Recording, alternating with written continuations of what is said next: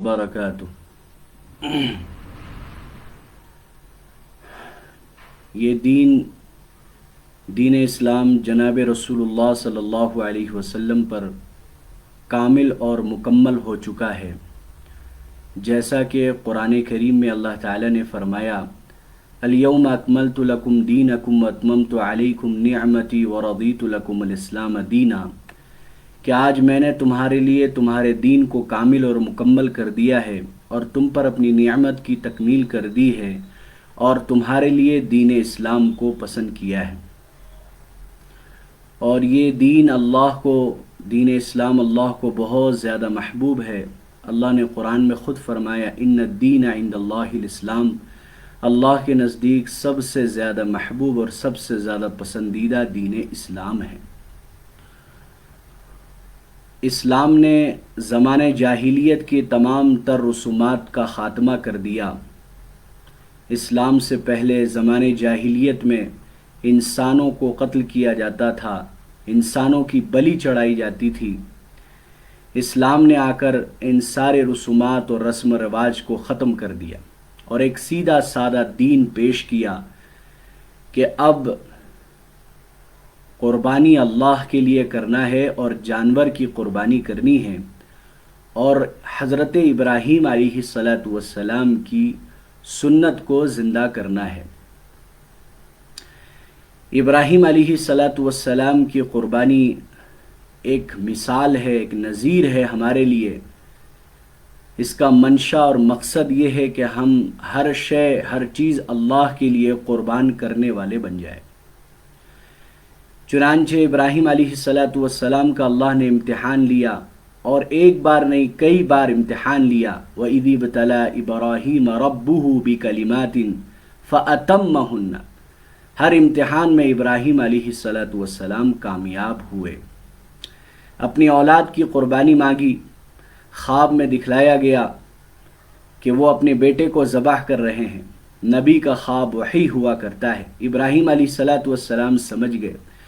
بڑھاپے میں اولاد ملا، اولاد سے بڑی محبت تھی۔ 6 سال کی عمر تھی اسماعیل علیہ السلام کی۔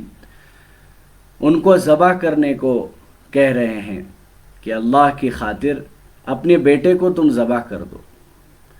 اللہ تعالیٰ نے امتحان لیا، آزمانا چاہا کہ اس کے دل میں کس کی محبت زیادہ ہے، میری محبت زیادہ ہے یا اپنے بیٹے اسماعیل کی محبت زیادہ ہے۔ ابراہیم علیہ السلام اپنے بیٹے اسماعیل علیہ السلام کو ذبح کرنے کے لیے تیار ہو گئے۔ بیٹے کو جنگل لے کر گئے اور بیٹے سے صاف صاف کہہ دیا یا بنی انی اری فی المنام انی اذبحک فانظر ماذا تری، میرے بیٹے میں نے خواب میں دیکھا ہے کہ میں تمہیں ذبح کر رہا ہوں، مجھے اس بات کا حکم دیا گیا ہے کہ میں تمہیں ذبح کروں، تمہاری کیا رائے ہے اس سلسلے میں؟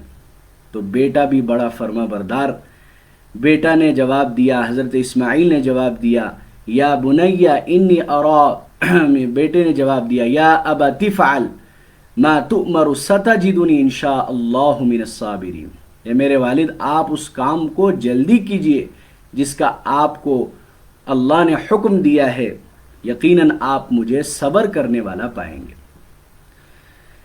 تو ابراہیم علیہ السلام نے اسماعیل علیہ السلام کو زمین پر لٹایا، باپ اپنے بیٹے کو ذبح کر رہا ہے۔ پہلی مرتبہ ایسا واقعہ دنیا میں پیش آیا، آسمان کے فرشتے حیران ہیں کہ یہ کیا ہو رہا ہے کہ باپ اپنے بیٹے کو ذبح کر رہا ہے۔ آسمان کے فرشتوں کی چیخیں نکل گئی، رو رہے تھے۔ اللہ کو امتحان لینا مقصود تھا۔ جب ابراہیم علیہ السلام نے اسماعیل علیہ السلام کی گردن پہ چھری چلائی تو فوراً اللہ تعالیٰ نے چھری کو مردار کر دیا اور ایک دمبا لا کر سامنے کھڑا کر دیا، اور اللہ نے فرمایا بس ابراہیم، اب امتحان مقصود تھا، صرف امتحان مقصود تھا، اولاد کو ذبح کروانا مقصود نہیں تھا۔ اللہ یہ دیکھنا چاہ رہے تھے کہ اس کے دل میں کس کی محبت زیادہ، میری محبت زیادہ ہے، اپنی اولاد کی محبت زیادہ۔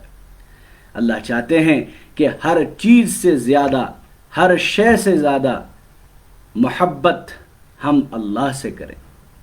اسی کا نام قربانی ہے کہ ہمارے دل کے اندر اللہ کی محبت سب سے زیادہ ہو، دنیا کی ساز و سامان سے بھی زیادہ، اولاد سے بھی زیادہ، مال سے بھی زیادہ، گھر بار سے بھی زیادہ، بیوی سے بھی زیادہ، سب سے زیادہ محبت ہمارے دل میں اللہ سے ہو. یہی قربانی کا مقصود ہے، یہی قربانی کا مقصد ہے.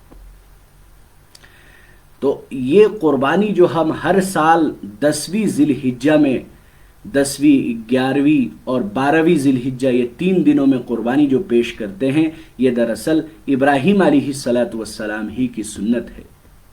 یہ ان کی بے مثال قربانیوں کی یادگار ہے، جسے اللہ تعالیٰ نے اول ترین عبادت قرار دے کر اس کے اہتمام کو تمام مسلمانوں پر واجب قرار دیا اور اس کی تاکید بھی کی.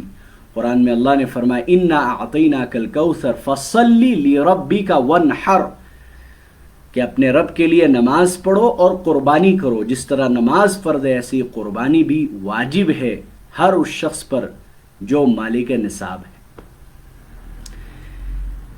لہذا جو استطاعت رکھتے ہیں، جو نصاب کے بقدر مالیت کے مالک ہے، ان کو چاہیے کہ وہ قربانی ضرور پیش کریں. یہ رسول اللہ صلی اللہ علیہ وسلم کا فرمان ہے، حکم ہے. صحابہ نے پوچھا یا رسول اللہ یہ قربانی کیا چیز ہے، ما ہی الاضاحی؟ تو اللہ کے نبی صلی اللہ علیہ وسلم نے فرمایا ہی سنت ابیکم ابراہیم، یہ تمہارے دادا ابراہیم علیہ السلام کی سنت ہے. فما لنا فیہا یا رسول اللہ، اے اللہ کے نبی اس میں ہمیں کیا ملے گا، اس کا کیا اجر و انعام ہے؟ تو اللہ کے نبی صلی اللہ علیہ وسلم نے فرمایا لکل شعرۃ حسنہ، جانور میں جتنے بھی بال ہوں گے ہر بال کے بدلے میں ایک نیکی ملے گی. فالصوف یا رسول اللہ، تو صحابہ نے پوچھا اے اللہ کے نبی جس جانور کے بدن پر بال نہ ہو، اون ہو، جیسے بھیڑ وغیرہ ہوتے ہیں ان کے اوپر اون ہوتا ہے، تو اللہ کے نبی صلی اللہ علیہ وسلم نے فرمایا لکل صوف حسنہ، ہر اون کے بدلے میں ایک نیکی ملے گی. یقیناً قربانی کا بڑا ثواب ہے، اس لیے خوش دلی کے ساتھ اخلاص سے اللہ کے لیے ہمیں قربانی کرنا چاہیے. بس اللہ تعالی ہمیں قربانی کے مقصد سمجھنے کی توفیق عطا فرمائے اور اس پر عمل کرنے کی توفیق عطا فرمائے. اب سوالات کے سلسلہ شروع ہوتا ہے. آج پہلا سوال یہ آیا ہے کہ میرے پاس 50,000 کے قریب مال نہیں ہے، کیا میں بھی قربانی کر سکتا ہوں؟ دیکھیے اگر آپ کے پاس 50,000 کے قریب مال نہیں ہے تو آپ مالک نصاب نہیں ہیں، یعنی آپ کے اوپر قربانی واجب نہیں ہے. لیکن پھر بھی اگر آپ قربانی کرتے ہیں تو آپ کی جانب سے نفلی قربانی ادا ہو جائے گا، اس کا ثواب آپ کو ملے گا، لیکن آپ کے اوپر واجب نہیں ہے. کیوں؟ اس لیے کہ 52.5 تولہ چاندی یہ قریب 50,000 کے قریب بنتا ہے نیپال میں، اور 50,000 کے جتنا آپ کے پاس اگر مال نہیں ہے تو آپ کے اوپر واجب نہیں ہے. لیکن اگر آپ کرتے ہیں تو نفلی قربانی کا ثواب آپ کو ملے گا.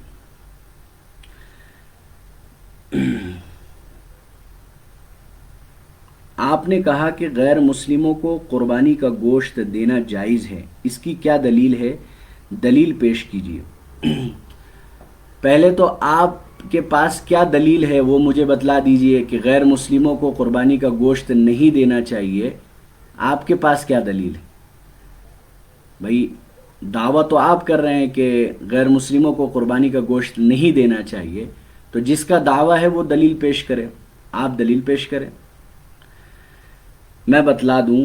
دیکھیے کل بھی یہ سوال آیا تھا. اکثر لوگ یہ سمجھتے ہیں کہ غیر مسلموں کو قربانی کا گوشت اس وجہ سے نہیں دے سکتے ہیں کیونکہ وہ شراب کے ساتھ کھائیں گے. تو میں نے کل بھی بتایا تھا کہ غیر مسلموں کے لیے شراب حرام نہیں ہے، ان کے لیے حلال ہے، مسلمانوں کے لیے حرام ہے. اگر غیر مسلم اسلام میں داخل ہوں گے پھر اس کے بعد ان کے اوپر شراب حرام ہوگا.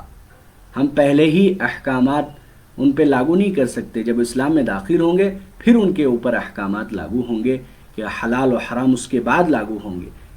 اسلام لانے سے پہلے تو وہ آزاد ہے، ان کے نزدیک شراب یہ حلال ہے.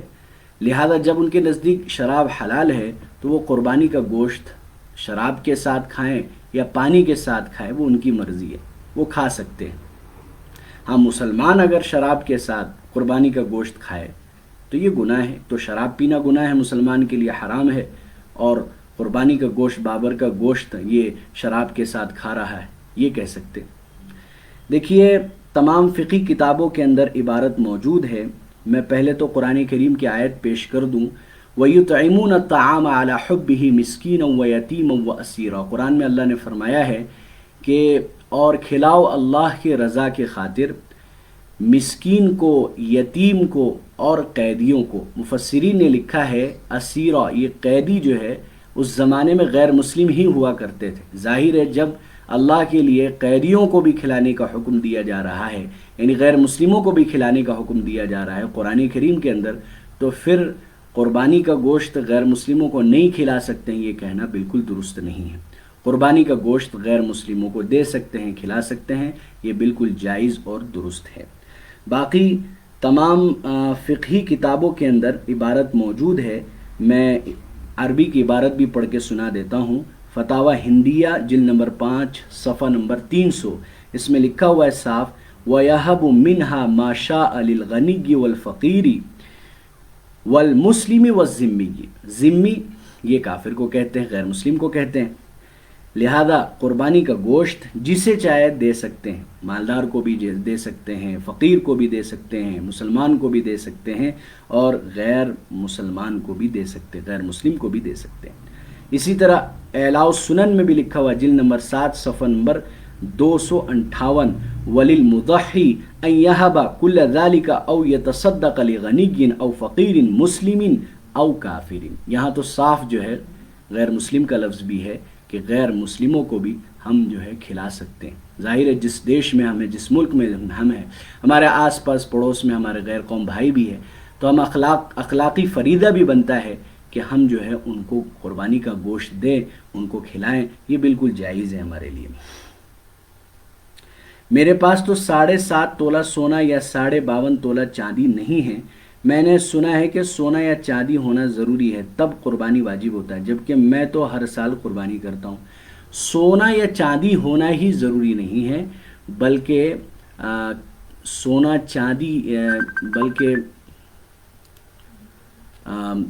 52.5 تولہ چاندی کے بقدر آپ کے پاس مال ہو تو آپ کے اوپر قربانی واجب ہے. چاندی ہی کی شکل میں نہیں، آپ کیش کی شکل میں بھی 50,000 کے قریب اگر مال ہے، یا مال تجارت آپ کی دکان میں اگر اتنا مال ہے جو نصاب کو پہنچ رہا ہے، تو آپ کے اوپر جو ہے قربانی واجب ہے. قربانی کے دنوں میں روزہ کب رکھنا ہے؟ ویسے تو میں نے آپ کو بتلایا تھا کہ مسلسل 9 دنوں کے روزہ رکھنے کی فضیلت ہے، لہذا کسی دن بھی روزہ رکھ سکتے ہیں 9 ذی الحجہ تک. قربانی کے دنوں میں روزہ رکھنا یہ درست نہیں ہے، یعنی قربانی سے ایک دن پہلے تک کسی بھی دن روزہ رکھ سکتے ہیں. البتہ 9 ذی الحجہ کے روزے رکھنے کی خاص فضیلت ہے کہ 1 سال پہلے اور 1 سال بعد کے گناہ معاف ہو جاتے ہیں، اس لیے قربانی سے ایک دن پہلے کا روزہ رکھنا چاہیے.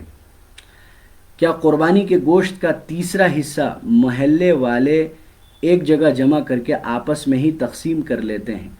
تو ایسا کرنا کہاں تک درست ہے؟ معقول جواب سے نوازیں. دیکھیے یہ تو حدیث سے ثابت ہے کہ قربانی کے گوشت کے 3 حصہ کرنا مستحب ہے، بہتر ہے. ایک حصہ اپنے لیے، اپنے گھر والوں کے لیے، اور ایک حصہ رشتہ داروں کے لیے، اور ایک حصہ غریبوں کے لیے. تو اگر 3 حصہ میں سے ایک حصہ محلے والے ایک جگہ جمع کرتے ہیں تو یہ جمع کرنے کا مقصد کیا ہے؟ اگر یہ جمع کرنے کا مقصد یہ ہے کہ غریبوں کو دیا جائے تب تو بالکل درست ہے، اس میں کوئی مسئلہ نہیں، کیونکہ حکم بھی یہی ہے کہ 3 حصے کیے جائیں، ایک حصہ ہم غریبوں کو دیا جائے، جن لوگوں نے قربانی نہیں کیا ان کو دیں. اگر ان کو بانٹنے کے لیے جمع کیا جا رہا ہے محلے میں تیسرا حصہ تب تو یہ صحیح ہے، اس میں کوئی مسئلہ نہیں، بہت اچھی بات ہے یہ تو. اور اگر یہ جمع کر کے آپس ہی میں تقسیم کرنا ہے تو پھر جمع کرنے کا کیا فائدہ؟ پھر جمع کیوں کیا جا رہا ہے؟ اگر جمع کرنے کا مقصد یہ ہے کہ یہ ضرورت مندوں کو اور ان لوگوں کو جن کے یہاں قربانی نہیں ہوئی ہے ان کو دینا مقصد ہے تب تو بالکل صحیح ہے. لیکن اگر آپس ہی میں تقسیم کرنے کے لیے جمع کیا جا رہا ہے تو جمع کرنے کا کوئی فائدہ نہیں ہے. تو یہ چیز سمجھنے کی ہے. بہرحال یہ چند سوالات تھے، اس کے جوابات دے دیے گئے. آپ حضرات کو بھی اگر قربانی سے متعلق سوالات کرنے ہوں تو آپ کمنٹ میں سوال کر سکتے ہیں، یا میسنجر میں بھی، پرسنل میں بھی سوال کر سکتے ہیں یا واٹس ایپ بھی کر سکتے ہیں۔ بس اللہ تعالی ہمیں قربانی کے مسائل کو اچھی طرح سمجھ کر ان مسائل پر عمل کی توفیق نصیب فرمائے، آمین۔ السلام علیکم ورحمۃ اللہ وبرکاتہ۔